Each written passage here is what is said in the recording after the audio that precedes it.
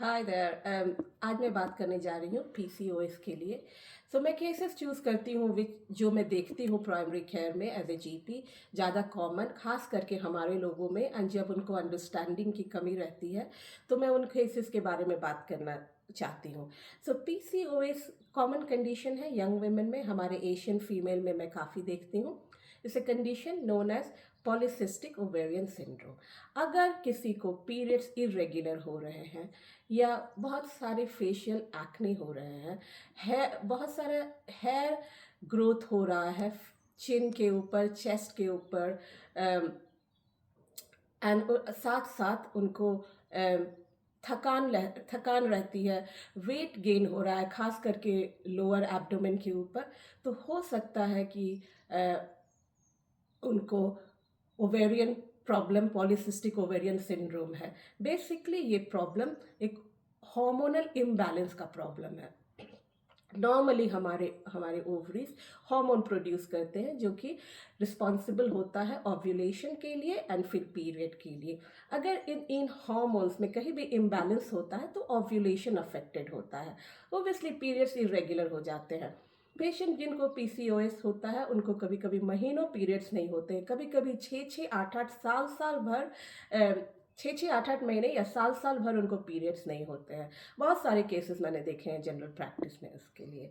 तो इसको हम कैसे डायग्नोज करते हैं यूके में? पहले तो अगर आपको जो मैंने बताया उसमें कोई भी सिम्टम्स हो रहे हैं तो आप अपने जीपी से अपॉइंटमेंट बुक कीजिए, और पहले एक डिटेल हिस्ट्री होगा, हाउ फ्रीक्वेंट, कब आपका पीरियड शुरू हुआ, कितने दिनों तक लास्ट करता है, हाउ फ्रीक्वेंटली पीरियड्स होते हैं, पेनफुल तो नहीं है। It's a detail history required to understand.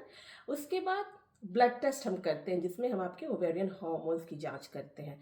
ये इंक्लूड करता है LH, FSH, testosterone level, TSH, उसके बाद प्रोलैक्टिन, एसएचबीजी, एंड हम HB1AC भी कभी कभी चेक करते हैं। प्रेगनेंसी टेस्ट अगर ज़रूरत होता है, किसी को उसकी ज़रूरत है तो हम उसको भी टेस्ट करते हैं हमेशा रिप्रोडक्टिव एज ग्रुप में, अगर वो पेशेंट इज सेक्शुअली एक्टिव। और तीसरा टेस्ट ज़रूरत होता है पेल्विक अल्ट्रासाउंड की, which is easily available GP के थ्रू। और इसमें दो चीज़ों का होना ज़रूरी है पीसीओएस के डायग्नोसिस के लिए, एक तो इरेगुलर पीरियड या hormonal imbalance. Not all cases में अल्ट्रासाउंड एक्चुअली एबनॉर्मल होता है, नॉट ऑल केसेस में फॉलिकल्स प्रेजेंट होता है ओवरीज में, वो ज़रूरी नहीं है डायग्नोसिस के लिए प्रेजेंट होना। अगर आपका पीरियड से इरेगुलर है, आपके हार्मोन शोइंग इम्बैलेंस, तो आपको पीसीओएस का डायग्नोसिस दिया जा सकता है। क्यों इम्पॉर्टेंट है पीसीओएस का डायग्नोसिस? क्योंकि प्रॉम्प्ट डायग्नोसिस से ही हम बना सकते हैं फर्दर प्लान और उसका ट्रीटमेंट डिसाइड कर सकते हैं। एंड पीसीओएस में जब ओव्यूलेशन रेगुलरली नहीं होता है तो ये फर्टिलिटी इफेक्ट करता है, जो कि बहुत इंपॉर्टेंट पार्ट है एक औरत के लाइफ का। So depending upon the symptoms हम डिस्कस करते हैं फर्दर प्लान। अगर इरेगुलर पीरियड आपका मेन कंसर्न है तो कंबाइंड ओरल कॉन्ट्रासेप्टिव्स, अगर कोई कॉन्ट्राइंडिकेशन नहीं है तो ट्रीटमेंट ऑफ चॉइस है।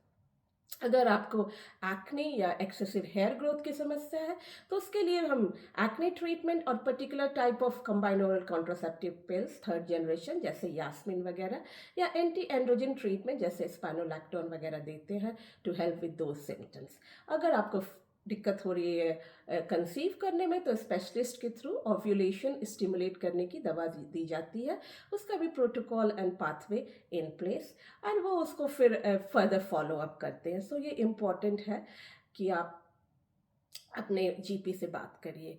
अगर वेट लॉस करने में आप मुश्किल हो रही है, आपको आप स्ट्रगल कर रहे हैं, तो हम कभी कभी मेटफॉर्मिन भी देते हैं पीसीओएस में, जो कि डायबिटीज़ में यूज़ होने वाली टैबलेट है। वो हेल्प करते हैं इंसुलिन रेजिस्टेंट के टुवर्ड्स एंड वेट लॉस में। सो ये मेन स्टे ऑफ ट्रीटमेंट है। क्यों ज़रूरी है पीसीओएस का डायग्नोसिस एंड ट्रीटमेंट?